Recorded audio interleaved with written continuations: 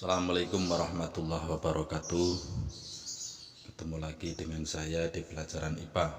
Hari ini kita akan belajar tentang salah satu ciri makhluk hidup, yaitu reproduksi. Kita tahu bahwa tumbuhan itu adalah makhluk hidup yang pastinya dia harus bisa berkembang biak. Salah satu ciri makhluk hidup adalah berkembang biak. Tumbuhan berkembang biak dengan dua cara, yaitu vegetatif dan generatif. Reproduksi atau berkembang biak secara vegetatif atau aseksual merupakan cara berkembang biak tanpa melalui fertilisasi. Ada beberapa macam reproduksi vegetatif pada tumbuhan, yaitu ada yang alami dan ada yang buatan. Vegetatif alami biasanya cara tumbuhan berkembang biak dengan tunas, spora, umbi, rizom, dan rimpang dan stolon atau geragi. Tunas adalah bagian tumbuhan yang baru. Contoh tumbuhan yang berkembang biak dengan tunas adalah pisang dan bambu. Sebenarnya masih banyak tumbuhan yang lain yang berkembang biak dengan cara tunas. Spora adalah alat perkembangbiakan yang terdiri atas satu atau beberapa sel saja. Contohnya di sini adalah tumbuhan paku-pakuan dan lumut. Karena ukurannya yang sangat kecil, maka mudah terbawa angin. Tidak heran di puncak gedung yang sangat tinggi atau di puncak gunung atau di lembah yang sangat dalam masih ditemukan lumut atau paku. Lumut dan paku ini juga disebut sebagai tumbuhan pionir atau tumbuhan pemula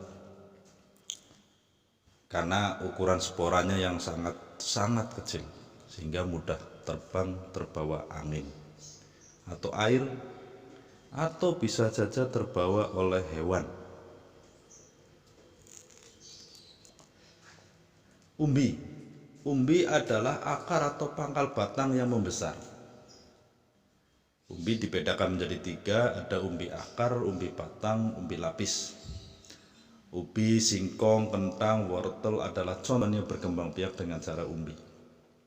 Rizom atau akar rimpang ini mirip dengan umbi, yaitu batang yang menjalar di bawah tanah. Bentuknya mirip dengan akar, hanya berruas-ruas atau berbuku-buku. Kunyit, lengkuas adalah contoh tumbuhan yang berkembang biak dengan cara rizom. Stolon atau geragi adalah batang yang menjalar di permukaan tanah. Kemudian pada ujungnya nanti akan tumbuh tumbuhan baru dan muncul akar. Contoh geragi adalah stroberi, markisa. Itu adalah contoh tumbuhan yang berkembang biak dengan cara stolon atau geragi. Oke, perhatikan gambar berikut. Ini adalah tumbuhan bambu. Dia berkembang biak dengan cara tunas. Ini ada di sekitar kita banyak. Ini adalah daun cocor bebek. Daunnya bisa digunakan sebagai alat perkembangbiakan. Jadi di daun itu akan muncul tunas. Nah, sekarang kalian jelaskan di kolom komentar, dijawab kenapa cocor bebek disebut dengan tunas. Suplir adalah tumbuhan paku, di mana tumbuhan paku dan lumut itu berkembang biak dengan spora. Ini bintik-bintik di sekitar di pinggiran daun ini adalah sporanya. Ini kotak spora yang kemudian ketika kotaknya pecah maka sporanya akan keluar. Ini adalah lopak atau wortel. Lopak dan wortel itu berkembang biak dengan cara umbi akar, di mana akarnya akan membesar. Kemudian ada bawang merah, juga ada bawang bombay. Ini berkembang biak dengan cara umbi lapis, di mana daunnya itu akan membesar. Kemudian kentang, ini adalah umbi batang. Ini rizom. Rizoma yaitu yang tadi contohnya jahe, kunyit. Kemudian ini adalah geragi atau stolon. Ini sering kita temukan di sekitar kita, hanya mungkin selama ini kita tidak tahu.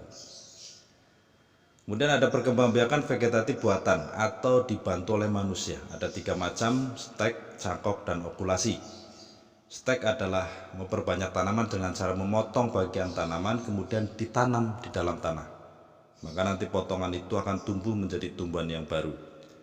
Sedangkan cangkok adalah memperbanyak tanaman dengan cara melukai batang, kulitnya dibuang, akan muncul akar.